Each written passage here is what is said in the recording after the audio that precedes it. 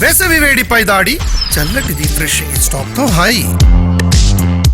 Surveyor Tejeshwar murder కేసులో సంచలన నిజాలు వెలుగులోకి వస్తున్నాయి. ఈ నెల 17న తేజేశ్వర్ ను ల్యాండ్ సర్వే పేరుతో నగేష్, పరశురాం, రాజు అనే ముగ్గురు వ్యక్తులు ఇంట్లోంచి బయటకు పిలిచారు.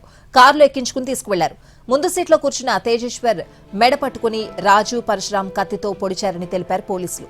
ఆ తర్వాత డ్రైవర్ సీట్లో ఉన్న నగేష్ తేజేశ్వర్ కడుపులో కత్తితో పొడిచాడన్నారు. చనిపోయిన తర్వాత కర్నూలు శివార్లో మృతదేహాన్ని పడేశారు. డెడ్ బాడీని చూసిన తర్వాత సుపారీ బ్యాచ్ కి 2 లక్షలు ఇచ్చాడు తిరుమలరావు. మర్డర్ కు ముందు రోజు 20 లక్షలు బ్యాంక్ నుండి డ్రా చేశాడు తిరుమలరావు.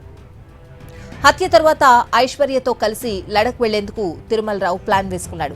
ఐశ్వర్యతో పరిచయం తర్వాత భార్యను చంపేందుకు కూడా తిరుమలరావు స్కెచ్ వేసినట్లు చెప్తున్నారు పోలీసులు. తిరుమలరావుకు ఇప్పటికే పెళ్లైంది. సంతానం లేకపోవడంతో ఐశ్వర్యతో పిల్లల్ని కనాలని భావించాడు. ఇద్దరు వెళ్లి లదాఖ్లో సెటిల్ కావాలని అనుకున్నారు.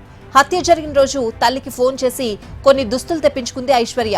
ఈ కేసులో పోలీసులు 8 మందిని అదుపులోకి తీసుకున్నారు. తిరుమలరావు కోసం 4 బృందాలు గాలింపు చర్యలు చేపట్టాయి. ఆయన cell phone signal Shamshabad airport వరకు వచ్చాగింది. ముందుగా అనుకున్నట్లు లదాఖ్ వెళ్లుంటాడని పోలీసులు అనుమానిస్తున్నారు.